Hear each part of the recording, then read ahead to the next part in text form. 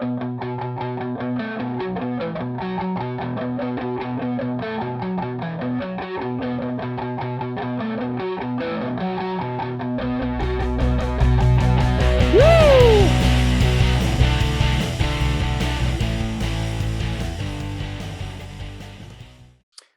right, we are back with another episode of Johnny on the Track. And after a little bit of early technical difficulties, we got this guest on. He is a full-time racer in the NASCAR Whelen Modified Tour Series. He's been doing that since 2007, driving the number 1 Chevrolet. He also competes in the Tri-Track Modified Series, which, Woody, I took a look at their schedule. It looks pretty good for 2022. So shout out the Tri-Track. He drives the number 6 there. He is Woody Pitkat. Woody, thanks so much for coming on. Absolutely. Thanks for having me. Yeah. So let's so I mentioned it, man. You've been racing since 2007 in the Modified Tour Series, but let's go even back before that. So how did you get your start into racing? Are you from a racing family? Yeah. Talk to me about that. Yeah, so back when I was born, both my uncles were racing at the time. Mark and Jeff Fleury, they raced dirt cars up at Lebanon Valley up in New York, right outside of Massachusetts. And my uncle Mark kept doing it. My uncle Jeff stopped doing it after my grandfather passed away. And my uncle Mark had run some modifieds, asphalt modifieds and stuff, but it was mainly dirt that I can recall. And just used to just go there every Saturday night, watch them race, loved it. My grandmother used to bring me up there, and I grew up in Stafford, so growing up 7 miles from the track, there wasn't really much to do besides to go to the races on Friday nights, and just fell in love with it.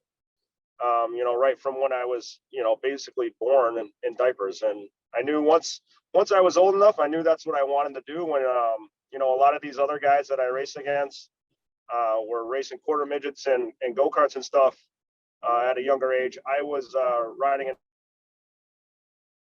my grandma's house. So I really had the opportunity to do any of that go-karting stuff. But I was, in the cornfield sideways, pretending I was like my uncle racing dirt. And, that's kind of where I started. And then I got real friendly with Ryan Pisacca when I was about 14, 15 years old. And he was racing Stafford, so I helped him for a few years. And then when I got old enough to drive, I got my license, 16, I got a dare car and started racing in 1996 at Stafford, and I've been racing ever since. So raced dare stocks for 2 years.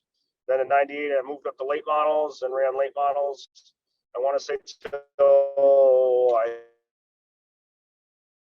when I got the opportunity to run an SK modified, and honestly, I never even really even thought too much about running a modified. I was always a full fender guy, and then I got an opportunity to run an SK modified for a team, and I took the opportunity, and I've been doing open wheels ever since, and still from time to time jump back and forth from the late model to the modified, because for some reason I just love running the full fender late model cars. And like I said, I've been doing it since 96 and still digging. God bless, man. And we love watching you. And so that story connects a lot to me, man, because I'm a Stafford local. I know the area well now. I've watched you race plenty of times there. We actually went, quite a bit this year and quite a bit during the pandemic. So I would consider that my home track, even though I'm from Rhode Island. But my girlfriend's family, they're all from Vernon, Connecticut, so not too far from your stomping grounds there. So yeah, man, it's a blast. It's a blast watching that tour. Because I've had, a couple drivers from the Whelen Modified Tour and guys that race modifieds on the show. And I try to explain to a lot of people, like, man, the modified racing, it's to me, it's like nothing else. Would you agree? Like, it's always competitive. It's beating and banging short track race. And like, to me, it's some of the best stuff to watch. Yeah, absolutely. I mean, there's nothing like it, I don't think. Even like the SK modified division, obviously I haven't run SK modified, since probably 2015, 2016, I think was my last full season at Stafford. but the shows that they put on, I mean, I Whew. watched Friday night on the flow there, and it's unbelievable. I don't think you can really contest that anywhere else, being as competitive and as close and seat of your pants action that you get at Stafford. I mean, it's just unbelievable. Like you said, the modifieds. I mean, I feel like the modified tour, we've put on a good show pretty much everywhere we Absolutely. go. You know, every once in a while, I get that one mulligan race somewhere, but I mean, you see that in every series. So yeah, but there's nothing like it. The feel, and just being so low, and the wide tires, and the Nerf bars, and I don't know, it's just it's a lot of fun. Like I said, I've been doing it for so long. I've been very, very grateful for the opportunities that I've had. I never would be able to do it without the great car owners and sponsors that I've had throughout the years. Because when I first started with the late models, it was a family owned deal, and I don't know how these people do it nowadays with the way the prices are, and stuff, Man, and the expenses and stuff, and you've just got to it's have a t- lot of good people behind you. So yeah, to me, like it takes it's a shame. I feel like, because it is like it's so expensive. I feel like I don't know what it was when you started, but like I feel like you gotta have money to get into racing now. And you see that even like in the Cup series and Xfinity series, it's like some of these guys are so damn talented, but like they just don't have the funding, the backing, and everything to really take that next step. And to me, like, man, we're wasting a lot of awesome talent for some of these guys, you know?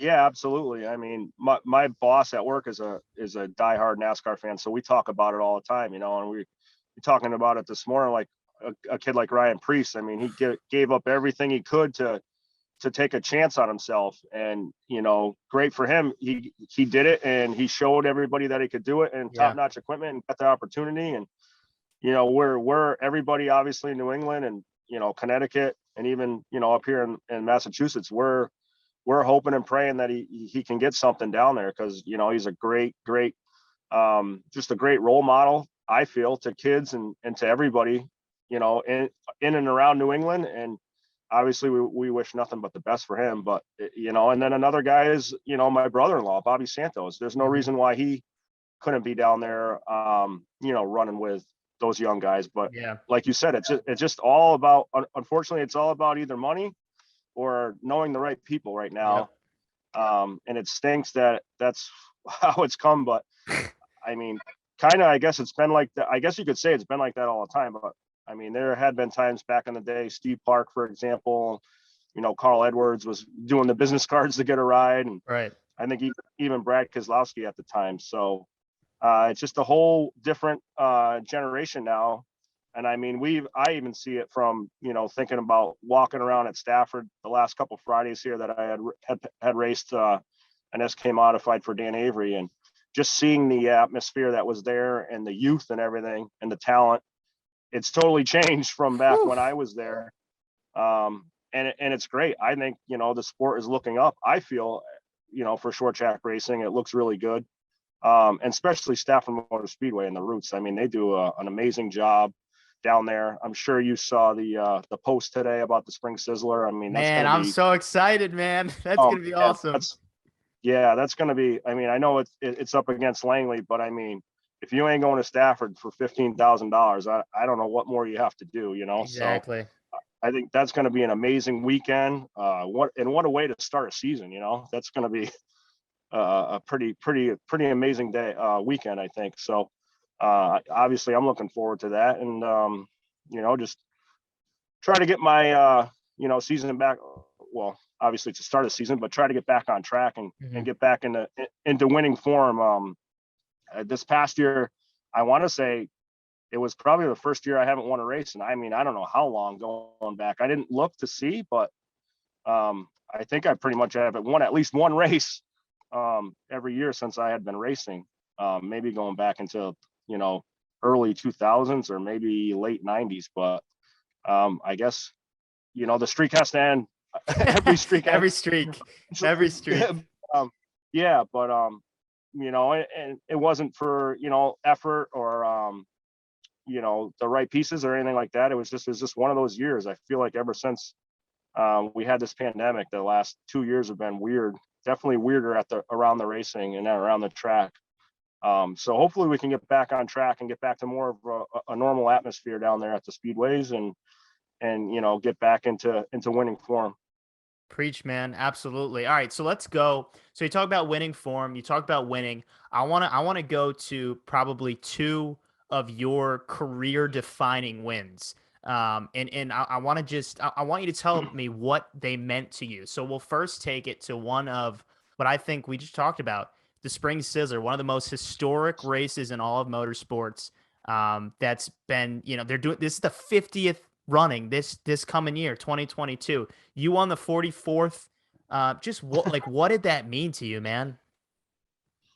It meant a lot just because of the fact that I was a Stafford boy growing up in Right. town of Stafford and had so many people around Stafford, just racing. Like I said, moving up in the late models, you had racing against guys from Stafford like Tommy Butler Mm-hmm. and Ryan Pasacco and then Michael Bennett. So you're like always wanted that the bragging rights for the weekend, to win a race. And you were the top gun in town that night. So just to be able to see where I started from, from the dare stocks and move up through the ranks, and then to be able to go out and put my name on one of those Spring Sizzler trophies. It was just amazing. My family was there. My daughter was there. And, that was a great ride that I had back then. Buzz Shoe and Spot and Ernie and Mongo and all those guys, my whole team.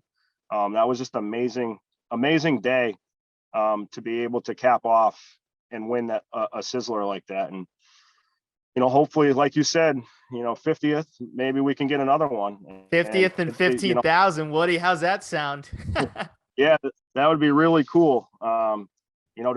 Just to see they had a little thing on Stafford's Facebook page. I want to say early this week, I think on Monday, they had, the drivers that have won it at least 3 times. And Bobby was on there, Doug Colby. And then you had guys like Stefanik and Richie Evans. And I want to say Maynard Troy. It's just the names that were on it that have won it, at least 3 times. It's amazing. It's really amazing to look and see that. So, that was a huge win that day. That was, obviously probably one of my biggest wins, if not the biggest win that I've had, so far in my racing career. All right, so let's go to what I think would be the second one. Now you can correct me if I'm wrong here, but New Hampshire Motor Speedway, man, you won at the Magic Mile. Put into words like the magic behind that, man. Yeah, especially because when I first got into a modified tour car, the second race that I had ever raced was Loudon. Okay. I got an opportunity a couple races into a season where a team had released a driver, and they called me to run the car. So my first race was at Thompson, which to me was my home, a home track running SKs. And then it was Loudon. And I remember I was ready to puke. I was in the trailer, like, practice has started. Are you going to go? And it's like, oh man. And, I had great driver personalities, Reggie Ruggiero, Eddie Flemke Jr. come over and talk to me and calm me down. And I felt like I really struggled there, the first few years, just figuring out the draft, when to make the right moves, when to pull out the pass, when not to pull out the pass, not to, spotter would say, don't take the bait and pull out and get stuck on the bottom and lose 5 or 6 spots. So there's a lot of stuff going on in your mind during one of those races to even contend for a win, never mind win. So to be able to go there and win.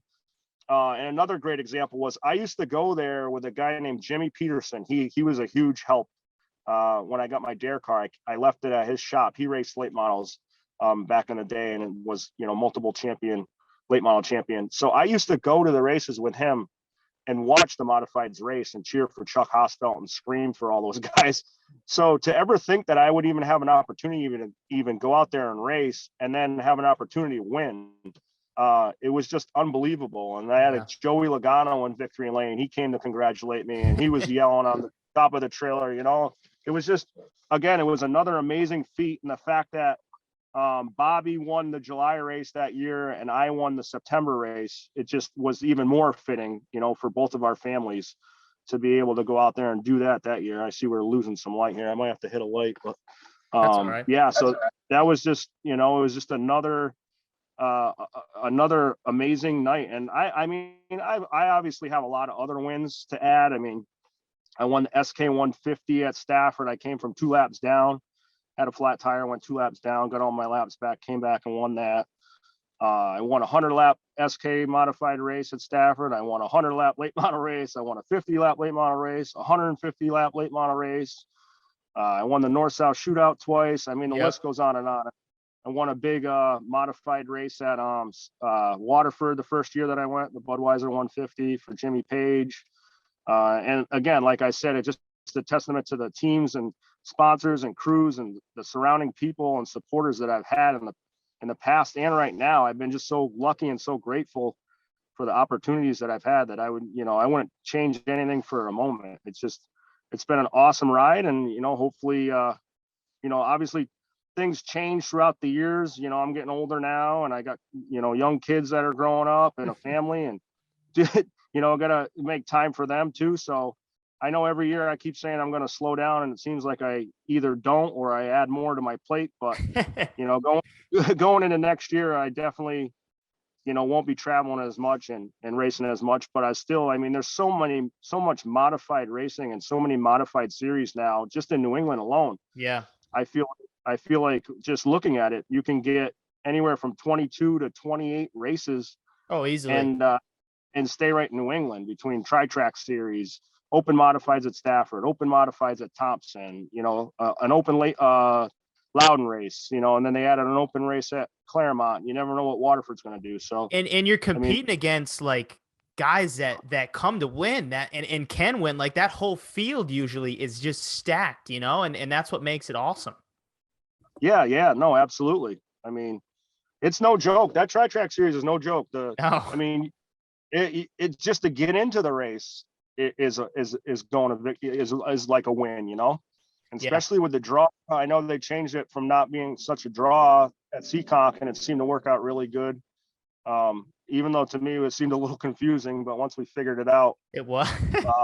It was. And the way that they had it written down was really cool because once you ran your heat race, it pretty much showed on there where you were going to start, so you knew where you were starting, who you were starting around. So at first I was against it and a little bit confused by it, but I do have to say I give them credit because it was definitely something that worked out pretty good. So I obviously looking forward to that series too, because I had a lot of DNFs there this past year, a lot of either electrical issues or motor issues that we need to button up, and hopefully, going into next year, we'll definitely start on a new plate. Everybody will be at zero going into the first of the year, and hopefully we can come out swinging. Yeah, absolutely. I mean, I can't wait to watch. Like you said, so much good race and just all around New England. So we'll be as many as we can. That's for sure. So I want to talk. You talked about you've been doing this for a while, the experience. So from that aspect, like gaining all the experience you've had, what do you bring? What can that experience, like how do you bring that to the track? Like what have you learned that helps you perform throughout all these years doing it?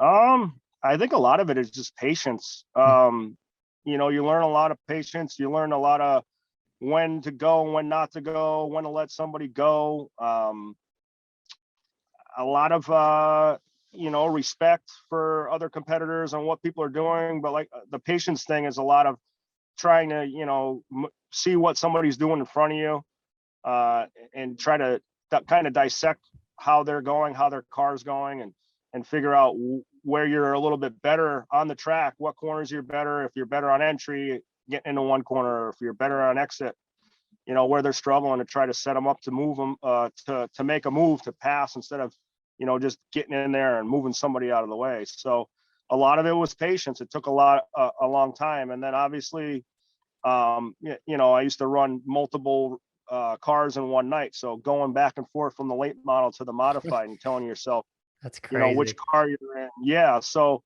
I mean, like I said, a lot of it is just a lot of it's seat time too. A lot of it's just getting out there and getting seat time and putting laps down and figuring out, feedback.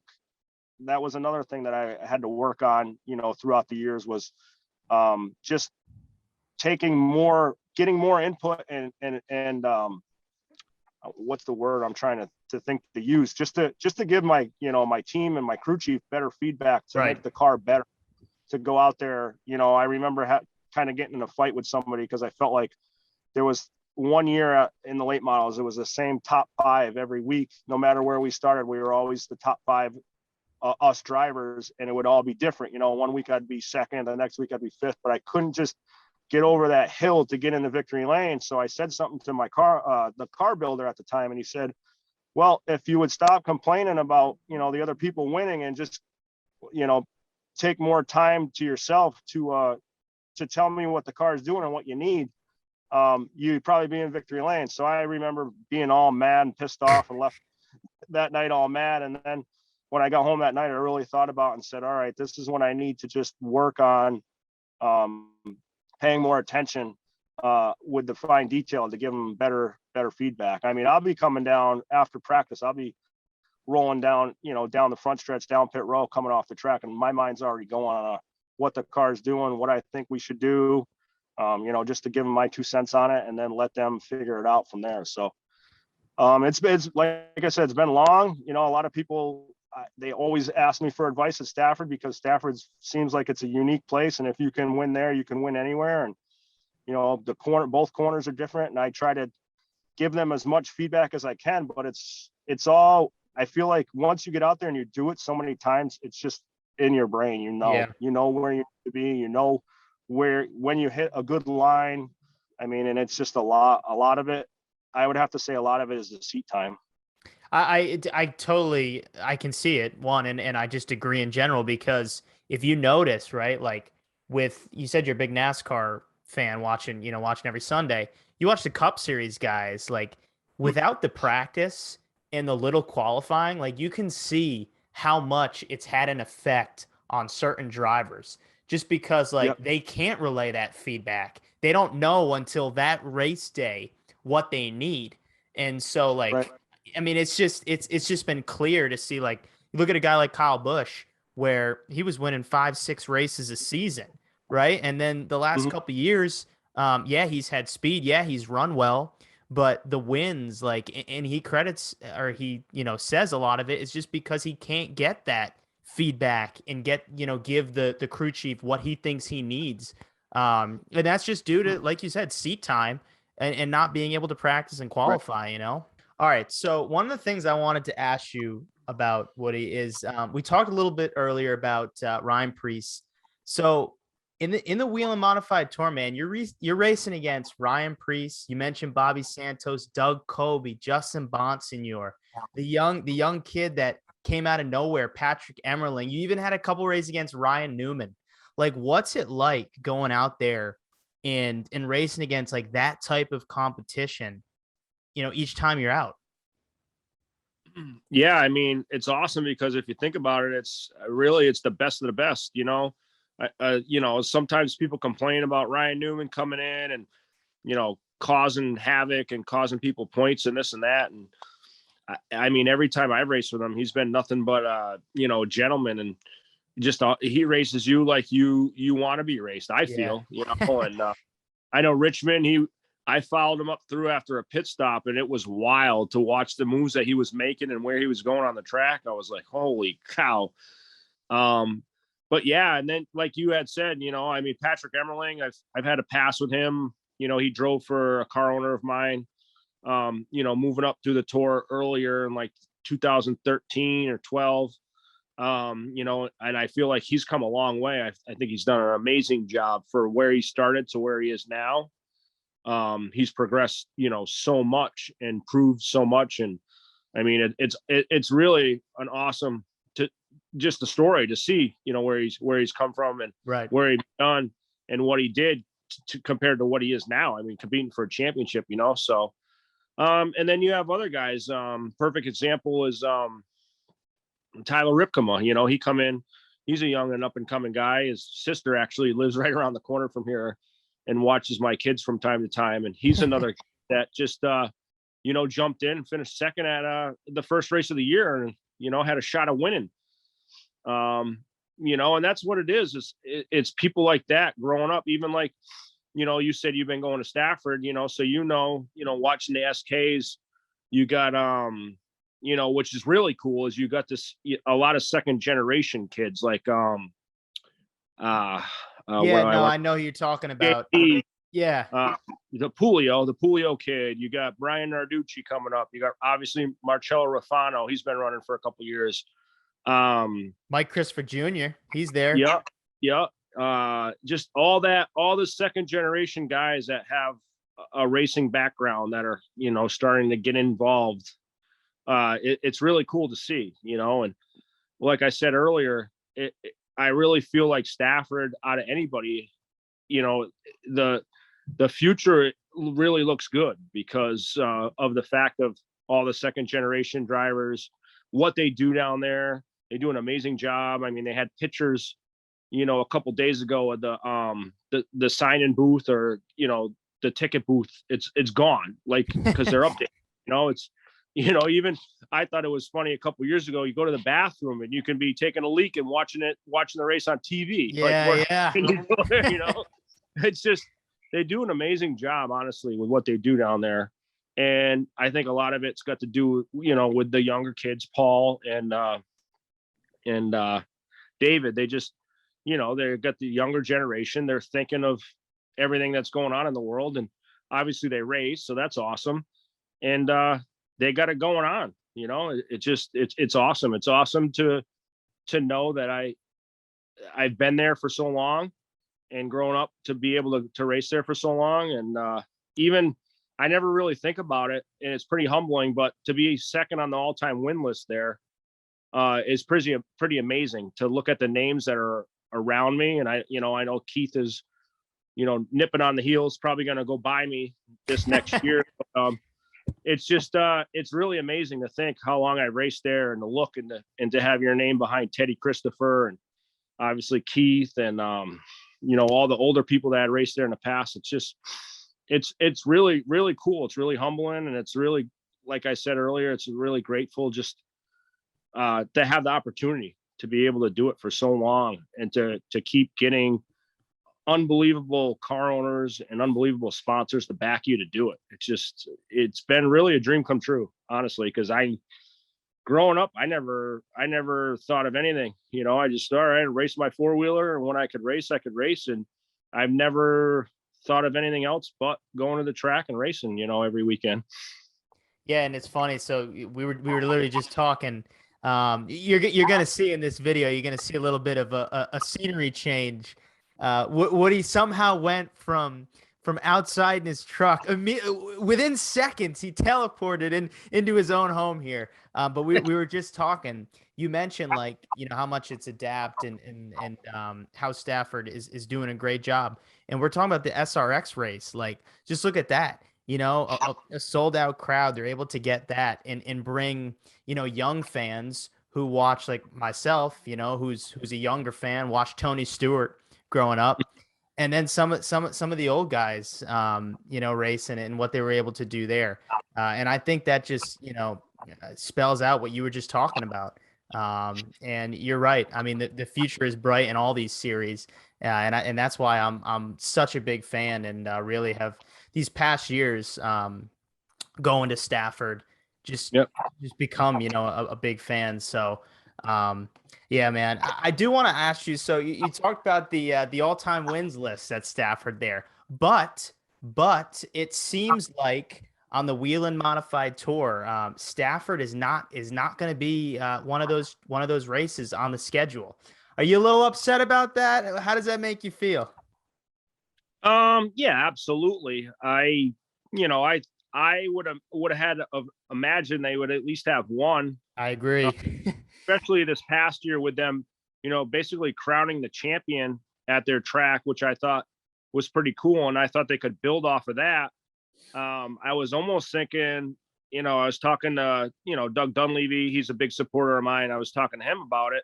because he has a good relationship with Stafford. And I thought, how cool would it be that if you were the Whelen Modified Tour champion and you were crowned the champion at Stafford, where they could do something where you could go up to the barn up there and just have like a celebration night, open up the barn downstairs and have food catered in the bar and everything. Have, just, kind of like whatever it sounded like, they talked about this past weekend at Phoenix with the barn or whatever they had. I don't know, but it sounded like it was a bar or something. It sounded like it was a good time, obviously, because it looked like Ben Rhodes was in there for a while. But I just thought that would be kind of cool. And then now, obviously, it seems like Martinsville will be where they'll crown the champion on the tour next year, which I think is cool. I like that. I think that's cool. Yeah, no, it's definitely cool, because obviously that race is that track is obviously a stepping stone and a staple throughout the years and past modified series, races throughout the year. So I would think it would be hard. It'd be kind of a tough because of the day that it's on. I think it's on a Thursday, which is kind of weird, but I mean, I get it. But obviously, NASCAR, I feel like NASCAR and Stafford, I wouldn't say they don't see eye to eye, but obviously the writing is kind of on the wall. You can see it without, digging too deep into it. But to see that NASCAR is not sanctioned at Stafford anymore, they're kind of doing their own thing. They got it going on with the flow racing thing, which I thought honestly would hurt them, because you would think, all right, well, people will just stay home and watch it instead. But honestly, it's still, I mean, there's people that I didn't even think about, people from all over the country watching the races there now, and again, another thing is at the end of the year, they do whatever they can, they cut out, Stafford cuts you a check for, a percentage of whatever they get from flow. So again, it shows you that they're not there just for themselves. They're out to support the competitor. They're out to support the teams. And again, I mean, there's nothing like going and racing at Stafford Motor Speedway. I mean, I might be a little biased because I'm from the town, I raced there my whole life, but I mean, anybody that walks in there, even if it's for the first time, they'll be amazed about everything there. So, and I mean, they just do an amazing job. And again, it's like I said earlier, I hate to keep saying earlier, but kind of was a little bit earlier, it's a new year, it's 2022. You go there with a clean slate. Everybody's at ground zero. It's like starting a football or baseball season all over again. And we can all go in there at ground zero and be on the same page and try to go out there and do the best we can. Yeah, absolutely. And hey, if you got an in with leadership, tell them Johnny on the track's asking for a big board up on one, maybe back on turn 2. I think we need a big board or something. I know they've had one in the past, and that one's kind of right. It's turn 2. It's just sitting there. Or did they maybe they took it down. But I know for a couple of years they had like that scoreboard up there in, I think it's turn 2, but, TV or whatever. Yeah. Right? Yeah. They need that back. They need that back. I was just talking to somebody about that maybe about a month or two ago. I cannot tell you. I probably won a handful of late model races because of that TV. Because you could drive off a turn 2 leading and look up at that TV real quick, and you could see the guy behind you where they are. And it's like, oh, okay, that guy's trying to, he's underneath me a little bit. I got to move down on exit the next lap. And I mean, that thing was really, really cool. I would have to say I probably won 5 or 6 races because of that TV. Look at that. Oh, that's awesome. All right. So final question. Let's do a little recapping of this year. When you look back at your 2021 season, let's give yourself an honest grade with it. A to whatever the lowest you want it to be. No, I mean, if you were going A to F, I would say probably D+, C-. You had speed though, man. Yeah, I don't know. Maybe a C+. I mean, I'm not knocking anybody in any way. It was just one of those weird years. We definitely showed speed, Yeah. I feel like the couple Stafford Open races, the first 2 that we went to, we were like out to lunch, like embarrassing out to lunch, and then the next race we came back and we finished second to Chase. And Obviously Chase had it going on this year, what he's got Yeah. going on. So to me, that was like a win that night.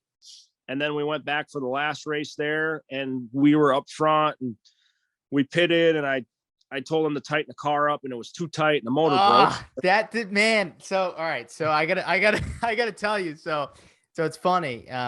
When you went to you were running up front, like you said, you went to the pit. So we do a little fun game when I go with my girlfriend and her family. We'll put like $1 or whatever, $5 on who we think it's gonna win, and you're my guy. So I had you're running up front. I'm like, man, wasn't it like a slow pit stop too? You kind of lost a couple spots. Yeah, I don't think it was terrible. I mean, unless you're talking about the Sizzler, I came in second and came out in 17th. That was a bad one. Maybe it was one of those. Yeah, and man, I was so upset. I was like, oh, he had it. I feel like he had it. Yeah, Sizzler. I feel like we put everything in at Sizzler. We put a brand new motor in the car.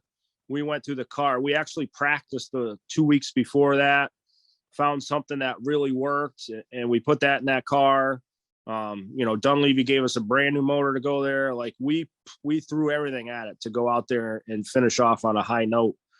And I mean, it showed. I mean, we didn't qualify great. We qualified okay. I think we qualified 9th. We got that long green flag run and drove through the field. And I was like, I hope this thing stays green to checkered. Right. Because I think I got something for Justin if it stays green. I was kind of just riding there. Everybody was kind of a little bit worried about fuel. So I was like lifting at the start finish line.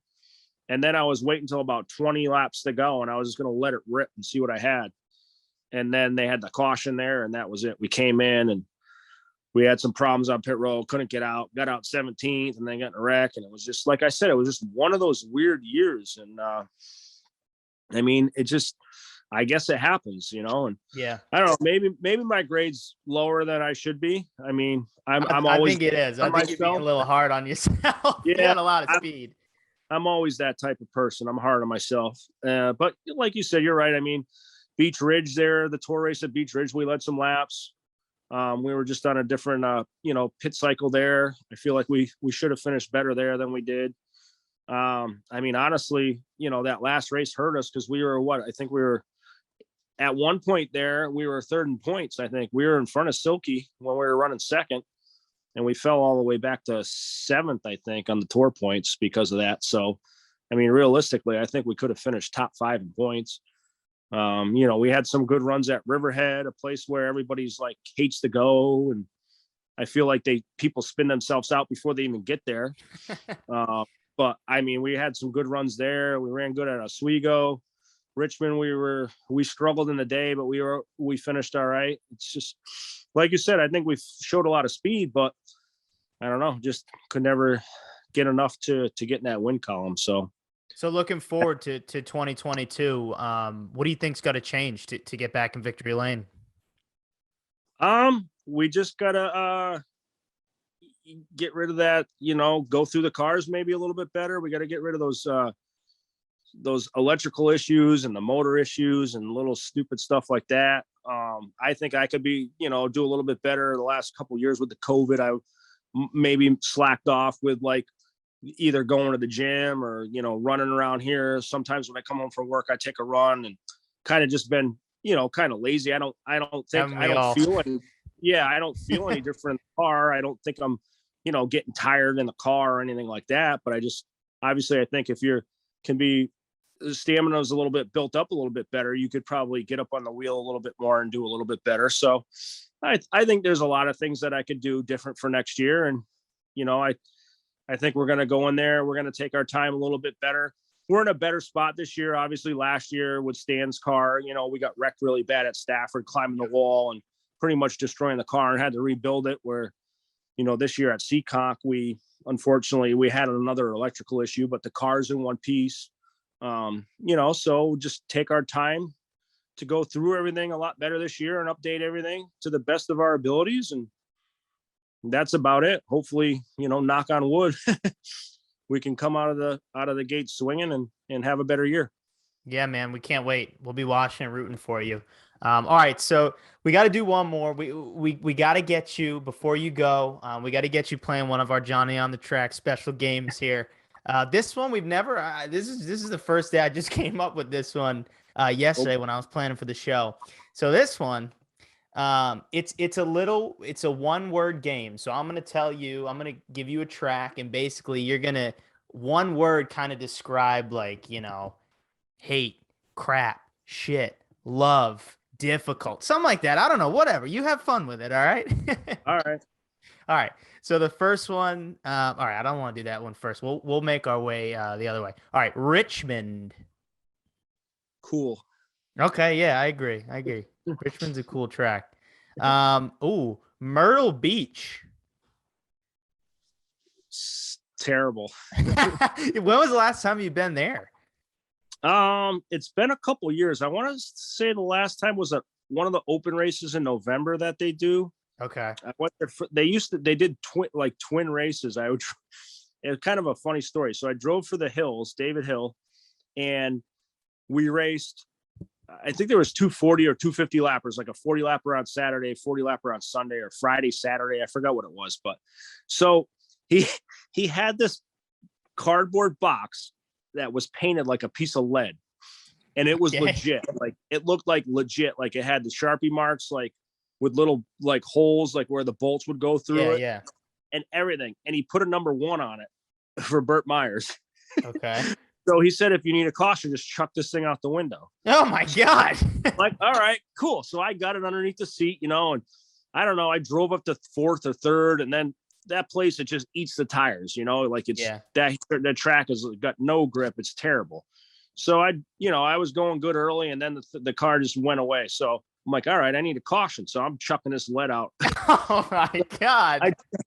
I chucked that thing out, and the next day, there's people talking through the pits. They thought they were blaming it on Bobby Meismer, one of the Southern guys down there. And they're like, oh my God, the safety crew picks the thing up thinking it's a big, 40-pound chunk of lead. And it's like a wicked lightweight little cardboard box.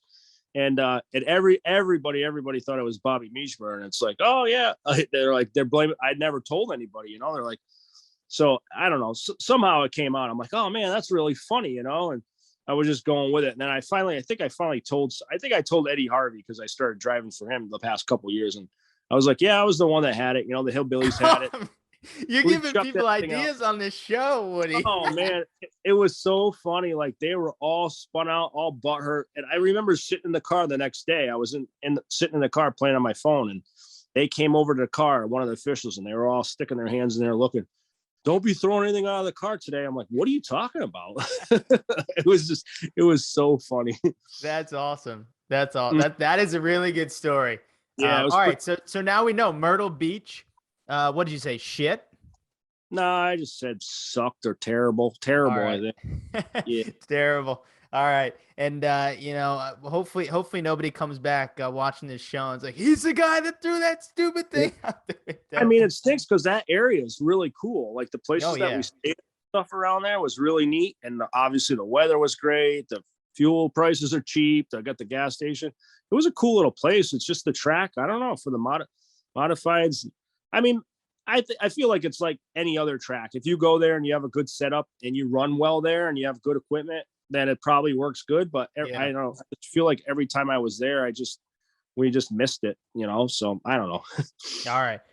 So there it is. So Myrtle Beach. How about what's going to be the finale this year? The home of the grandfather clock, Martinsville. That one's awesome. All right. Yeah. That's a place that I like. I'd love to have one of those clocks. And Bobby's parents over here, next town over's got one sitting in there. I've been trying to tell them, we need to stick one of our kids in there and take a picture of them looking out the glass window, but they're all, oh no, that's, they get all worried about all that stuff. He's a very, very talented driver, very accomplished driver. It stinks to see, where he is, because I think a lot of us know where he could be right now. But I'm sure he's happy where he's at. He gets, his family goes out there every weekend in Indiana and races with him, which is really awesome. huge supporters. His kids are involved, his wife's involved, his family's involved, and he has some pretty amazing trophies over there. Well, hey, I think you're gonna add some to your collection this year. That's what we're hoping for sure. Yeah, I hope so. I can't complain either. I got some pretty cool. I actually was moving some stuff around a couple days ago and was looking at some of the old trophies that I have down there. I got some pretty wild stuff that I can't really honestly complain about. So I'm sure a lot of people would be pretty happy to have what I've had. So like I said earlier, again, I'm very, very grateful and very, very thankful for everything that I've had. And, you know, just like, I don't know, one day, obviously this train's going to stop, but right now it's still chugging along. And yeah, that's for sure. That is for sure. Happy for everything that I have.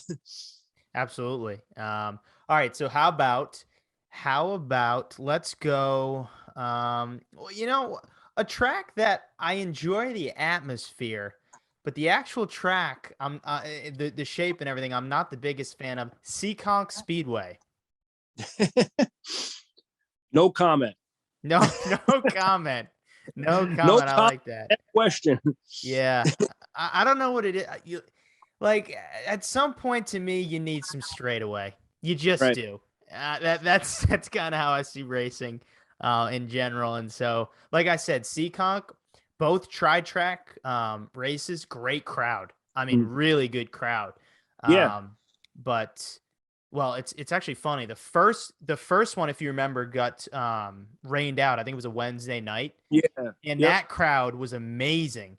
But then the rescheduled date. Was that date. the rain or the power? That was, they lost the power, right? And the both. rain. Yeah, both. Yeah. Remember they had the cops on the dang microphone. Yeah, that was PA. Awesome.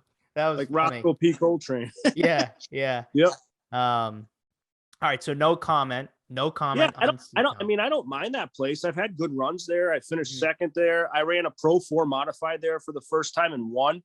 I was running third on the last lap, and the leader moved the second guy up, and I dive bombed them both and won the race. I finished second, you know, to those tri-track races. I was winning one of their SK races there, got spun. I feel like that's a track that owes me a win. Not that nothing's owed to anybody, but I feel like that place in Monadnock are a couple places where I ran really good, but just never sealed the deal. Yeah. And I like to bust Erica and Bobby because back when they ran the NEMA midgets, I always said, "Oh, that's your home track," and they're like, "No, Thompson's closer." But they want to go through the woods, you know. They want to take the back roads to Thompson, which it probably is closer. But I always said, "Nah, Seekonk," you know, and they're the same way. They're you know, that's another place where they're not, especially for those cars, you know, they eat up the right rear really easy. But I don't mind going there. And like you said, the atmosphere. And you can see it. It's almost like kind of like a mini Bowman Gray type atmosphere. Yeah, when it you is. Go out on the track, you know, and you can see everybody up on the cement stands. It's like, this place is pretty cool. It's packed, and they love their racing down there, no matter what it is. Yeah. Yep. Yeah. Look, like I said, great crowd. Sometimes the racing could be a little better. All right, but you mentioned Monadnock. How about that track? What would you say to that track? I can never figure that place out. I feel like it changes every time you go there. Yeah. I don't know if it's because of the enduros, and they go out there and they dump a bunch of oil and antifreeze and coolant and bumpers and taillights and glass, you know, and then you come back the next week and you think you got it figured out. I feel like no matter what, when you go there with a modified, you're always tight in the day. It's always hot. The track surface is wicked hot, and you know it's going to cool off. And no matter, you free your car up all day and then you go in the heat race and like now you're sideways. It's like, oh man, freed it up too much, you know, and then now you're trying to think of what you need to do for the feature, and then you go too far. Again, it's another place where I like to go there. I always thought it was funny going there before I raced up there.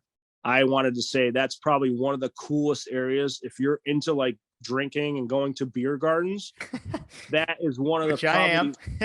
Yeah, that is like one of the coolest places. Like you can get a beer, they're a reasonable price, and you can sit on a picnic table and you're like almost on the track, you know. Wow. You're like right on turn 3. Like I went there. Erica, you know, my wife now, she was racing up there one night, and I was doing the tires for her because she was short staffed with crew. So I'm like, I'm going to go up and get my sweatshirt. I'll be right back. So I went and got my sweatshirt in the car, stopped at the beer garden, and she texted me, "Where are you? We're lining up." I said, "Oh, I'm coming right now." So I didn't even get down there. I got stuck talking to people in the beer garden, and she had somebody else do her tires because I was too busy up there chatting away. But it's another cool place. I'm glad to see that the tour is going to be going there again. Yep. Because it's another one of those. It's a different atmosphere because it's a different part of the state. Yeah. But it's cool. Well, it's a different state obviously too because New Hampshire. But I don't know. It's another one of those weird places. 3 and 4 is a real odd area. You don't want to get in there too hard, and you can get down there on the flat and get the car rotated. And then 1 and 2's banked almost like Thompson. It's got pretty big bank. It's just a really, really different track, but it's okay. I like going there. All right, so you sold me on it because I've never been to Monadnock, but they are. I did see that on the tour schedule, and that's why I put it on here. So yeah, look, that's going to be one I'll put on the schedule. I'll cross that one off. I'll have to make a trek. Yeah, up you there. got to go just to the beer garden just because, even if yeah, that's a great atmosphere. Yeah. Yep. All right, so how about we're going to end on these last two here. The first one, we will go with Loudon. Loudon is kick ass. Yeah, sure is. Yep. Sure. Well, that's the Daytona 500 on the modifieds. It absolutely. I was going to say for the Cup Series, it's not always great. Although this year they did put on a good show. I was a big fan of that race. But you guys, man, that race is always great. Always a great show. So yeah, I totally agree with you. And then last one, we saved the best for last here. Stafford Motor Speedway. Yep. Home track, obviously. Nothing but the best there. That's all we need. Home track, best. Nothing but the best. Mm-hmm. That's more than one word, but that's okay. Yeah, exactly. They deserve more than one word. Yeah, I totally agree. All right, man. What'd you think? What'd you think of that one? So it's a new one. We try a lot of different things. But yeah, what'd you think? I like that. I was a little bit nervous whether you're going to come up with something that was going to stoop me and I wasn't going to have anything to say. So we try not to do that because sometimes I think, who was it? We had I had Mike Massaro on, if you know Mike Massaro. Yeah, of course. I do. And he and I were talking, and I did like some sort of like trivia game for him.